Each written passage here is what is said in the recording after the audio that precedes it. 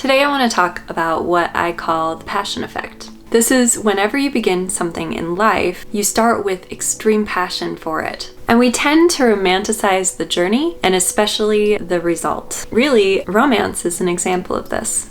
We begin relationships feeling like we could spend the rest of our lives staring into the eyes of this other person. And over time, life just kind of has a way of making it less exciting because it's something that we encounter every day and it's something that we've been through ups and downs with. There may even be moments that we wonder if it was the right decision to make to be with that person. But does that mean that it's over? No, of course not. The only thing that has changed is the romanticized version of what you saw in the beginning, and what reality has given you is a little different. Everyone experiences this on some level with pretty much everything that they get excited about in life. This is definitely the same thing that can happen to us when we're trading. As humans, we're really good at overestimating our abilities. A lot of new traders think that they're going to be able to put in all of their free time and they're going to be able to excel within a couple years because of all this extra time they've been able to put into it. They believe this because they're so certain of their passion for it at the beginning. That's not an entirely bad thing, and in fact, that passion at the beginning of an endeavor is a great tool to get a front-loaded task done. I spent most of my time studying when I started trading, and that worked out for me then because I was very passionate. But we have to remember that it is inevitable that we will be staring a roadblock in the face in the not so distant future.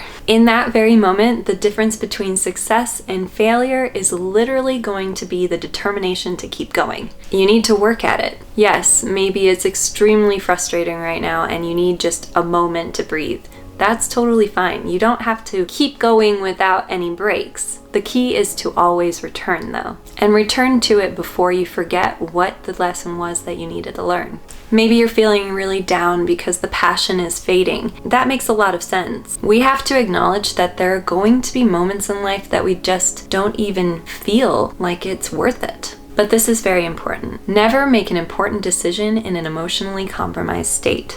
In those moments, pushing ahead and just ignoring it isn't going to work either. It's just going to compound the problem. We're going to feel more pressure, more frustration, and more anger at the thing that we're trying to accomplish not working out the way we had hoped. You may even be able to complain to someone and get a little bit of frustration out there and feel like you can keep going, but if you're not addressing the thing that is hurting you the most, you're not going to make any sort of progress. It'll just become a buildup of dissatisfaction and compounded pain. The way to tackle it is to ask yourself, where is this frustration coming from? Do my expectations need adjustment? Was I romanticizing this journey or the outcome, and that's where this frustration is coming from? The answer can sometimes be a resounding yes. Another important thing is to not fall into the erroneous thought of maybe it isn't meant to be. Something crucial to understand about the world and life is that even if you have a life that is flowing, it's not going to be devoid of hiccup or bump. A stream that is flowing isn't going to avoid all the rocks. Hitting a rock or a snag doesn't mean that you can't continue on the journey. And it especially doesn't mean that you can't find yourself in a better position later in spite of the not ideal circumstance now. Some things that are deeply ingrained in our personalities are really hard to battle, but even those things with time and effort and patience can be changed. If you put your mind to it, you will find a way. Always remember that passion is the key to getting going and dedication is the key to following through and becoming successful. You need to teach yourself to work on things that you feel less passionate about now than you did at the beginning. Children will especially have a hard time understanding